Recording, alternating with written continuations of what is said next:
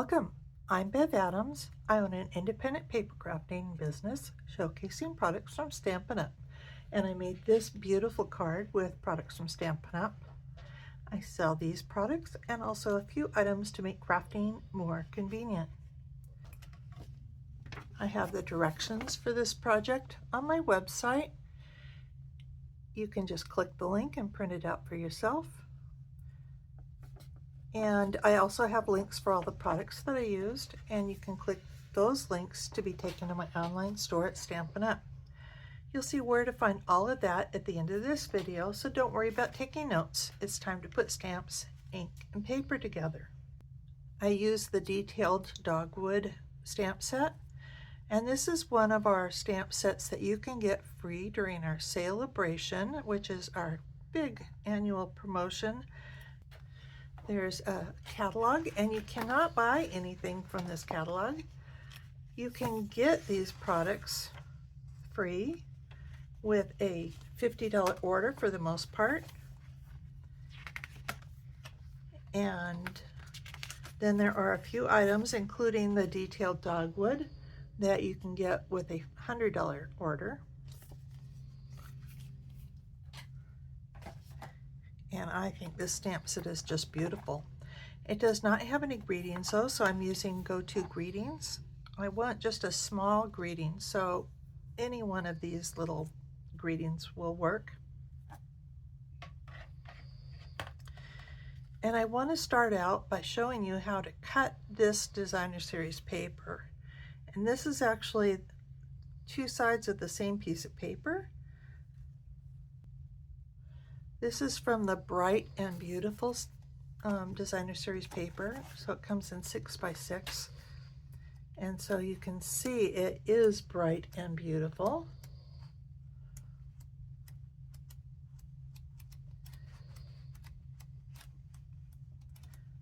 So pretty. And I am using this one, and I thought that I could just cut these lines and then flip them over and use the same piece of paper, but that does not work because you can't flip it over with it and have the angles going the same way. So there's two ways you can do it.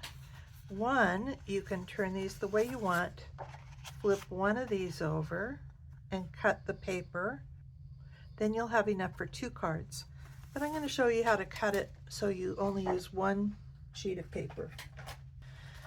So I have the diagram on how to cut this, and we're going to use the same side facing up for the whole time of cutting this. We want our pattern to go up and down, and the first thing we want to do is cut to 4 inches and cut this 2-inch piece off. Then I want to turn it and cut it to 5 1/4.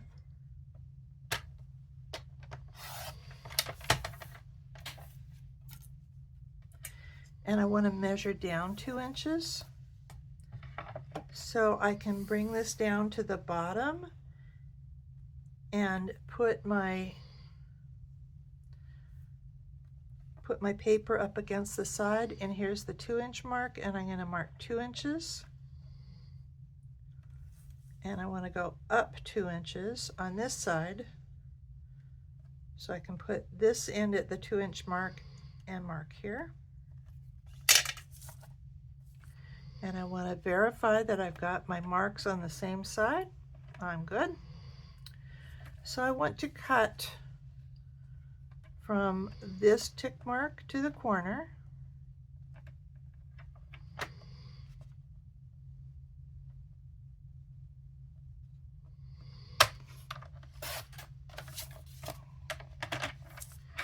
And from this tick mark to this corner.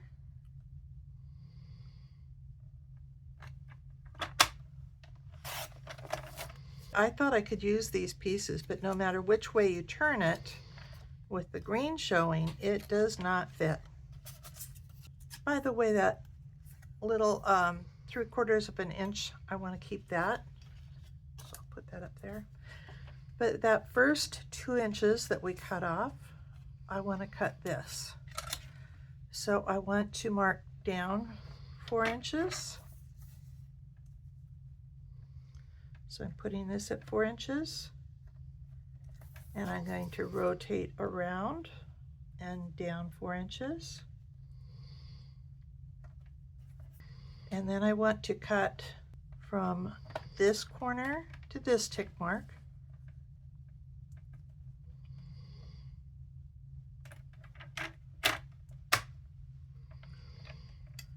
And I just want to show you that this is the opposite of this piece.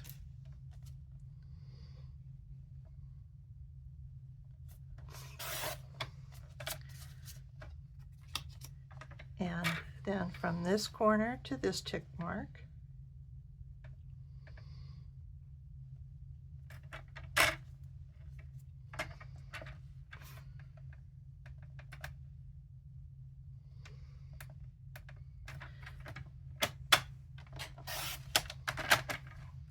And this is scrap. So this is going to go with the triangles that did not work.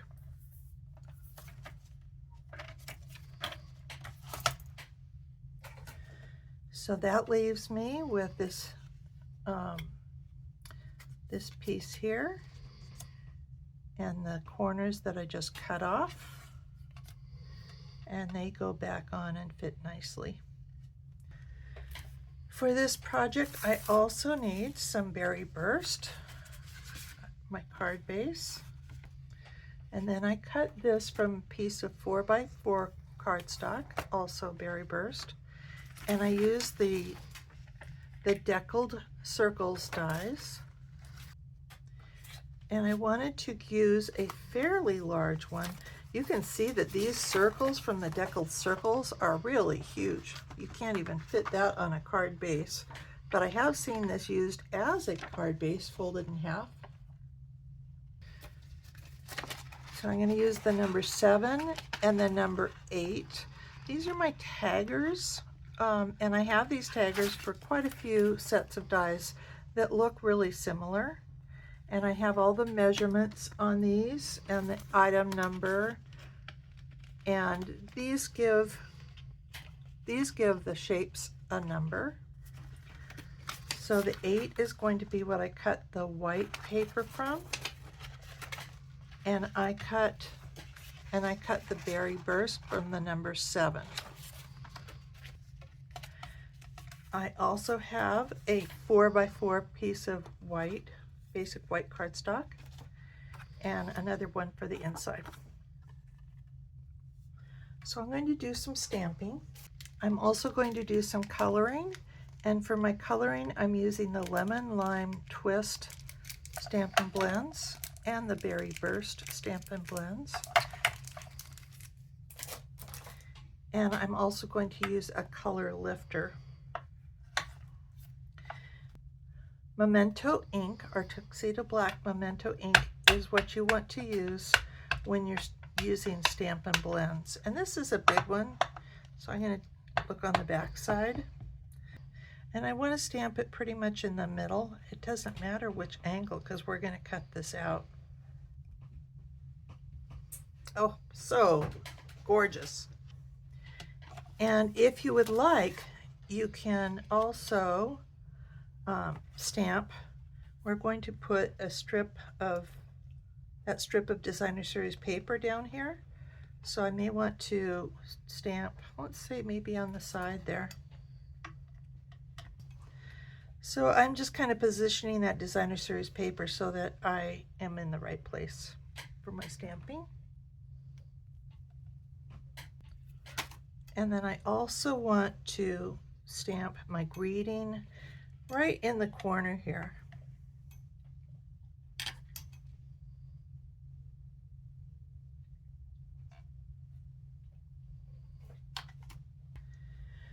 And then I'm going to color, and I am using just the light marker. And I'm just going to color the edges of these flowers. I actually went online and looked for pictures of dogwood, and this is not a very good picture of it. they're really just a little bit of color on the tips of the petals. So I'm using just the tips of the petals.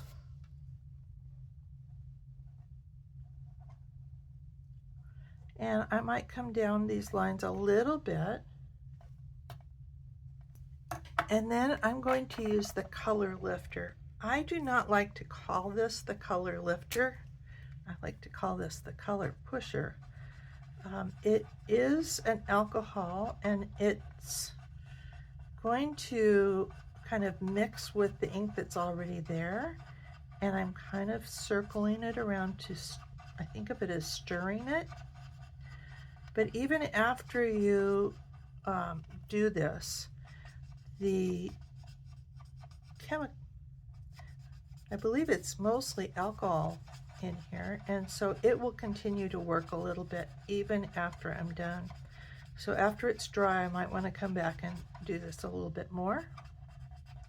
But mostly I want to bring just a little bit of color and kind of spread this edges of this into the rest of the petal.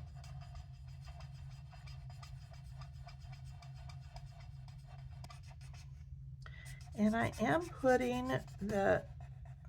coloring way down into the petal itself, so that as this ink kind of spreads, it can spread down to the whole petal maybe a little bit. I don't want to have a dry edge there.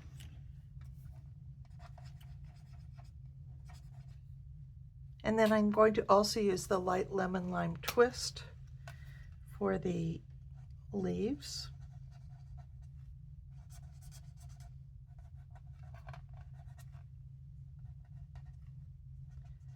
And I'm going to just go ahead and color that bud.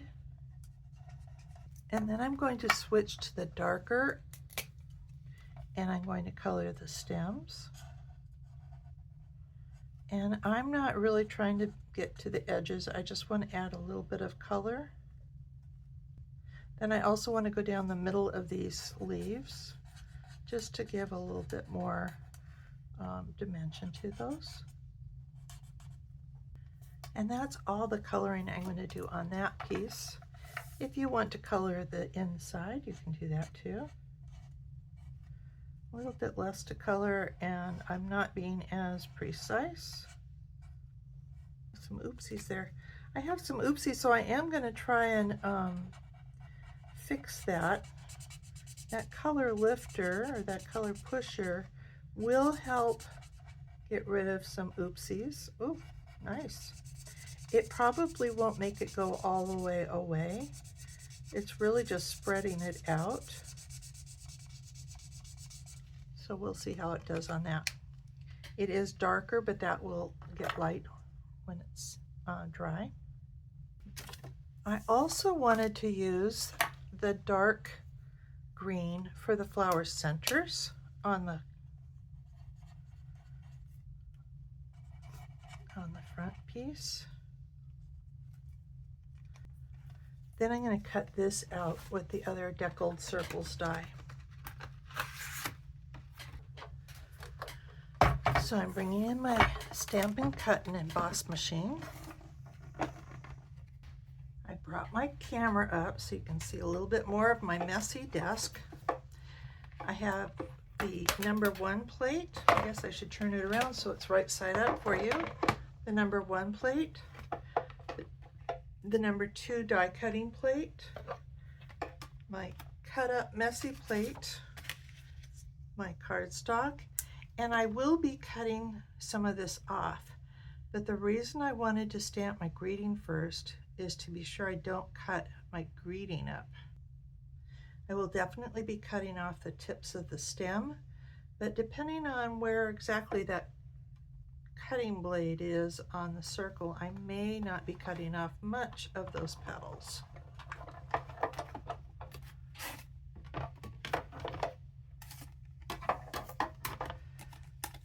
So I've just cut off a little bit, and this looks beautiful still. And I brought you down so we can assemble it.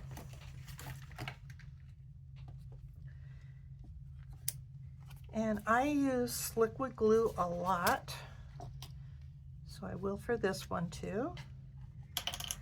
And I'm using a little bit of glue. A little bit of this goes a long way, and that's actually a lot of glue that I have here. And so I'm just going to set this here. And as I look again, I don't think that looks bad. I think I'm okay with that. It's not perfect, but this is a handmade card. Bone folder, bringing in those other pieces I've cut earlier. I'm going to start with the top piece, and I want to go all the way, just a little bit of glue all the way to the tip there. And I want to put this piece so that it's got about 1/8 of an inch at the top, and especially at this side. It's hard to see where I am here. This piece I'm going to butt up right against that, and if I haven't cut at the exact precise angles, I can come up and cover that up a little bit. So let's see how I did.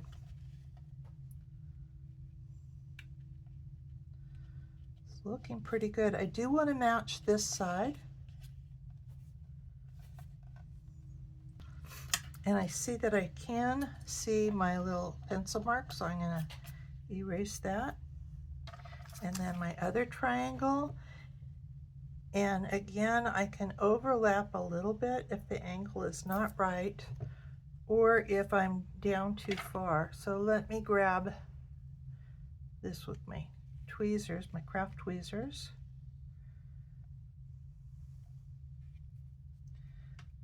And I think I did a pretty good job. I do want to, this is the place where it will show the most if I'm not in the right place. I'm going to go ahead and glue this piece on my cardstock. And I'm looking at my sample, and it looks like I wasn't really centered there, so I'm going to try and do better centering it. Is that,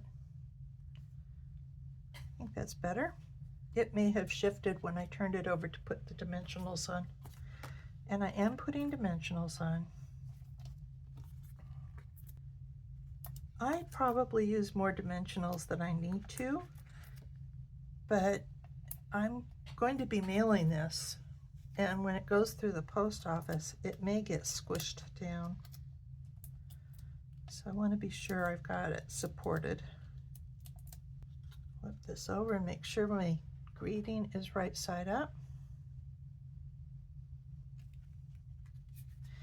And I didn't put this piece in. It's not too late for that.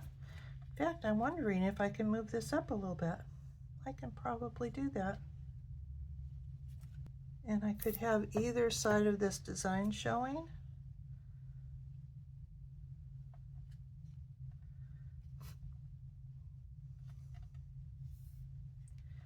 And there we go. I do want to add a little embellishment, a little bling. So I'm using the Tinsel Gems 4-pack. Oh, and I see, and I've lost some of those going the wrong way. I do want to use the Berry Burst ones. And there are 2 sizes, and I'm going to use some of each. And I love these gems. They've got a little tiny bit of tinsel inside as well as the pink.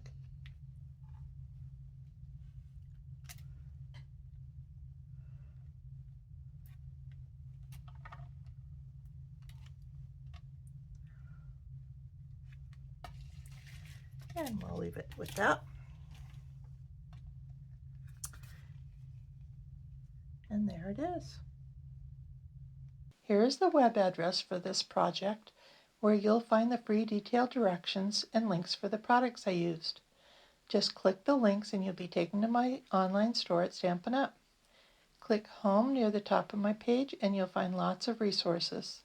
Under Shop, you can find the products I offer to make crafting more convenient, how to get free products with my frequent shopper rewards, and a link to my online store at Stampin' Up!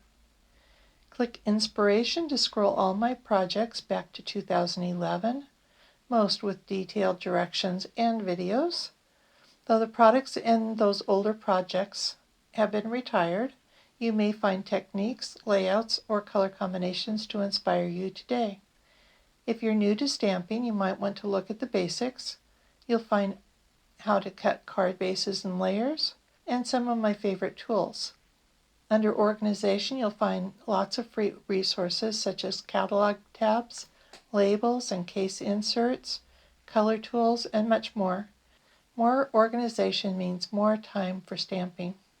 You can learn about my Evernote notebook. I have a note for every current product that Stampin' Up! Has for sale right now. It really makes finding just exactly what you want very easy. And you can create your own notebook and search through all of the things that you own to find just what you need. Come stamp with me here in Ventura County, California, or get the best deal of all and join my team of crafters. The team is called SIP Together, and it stands for Stamps, Ink, and Paper Together. Be sure to subscribe to my website and on my YouTube channel. I'd love to hear your comments. Thanks for joining me. Talk to you soon.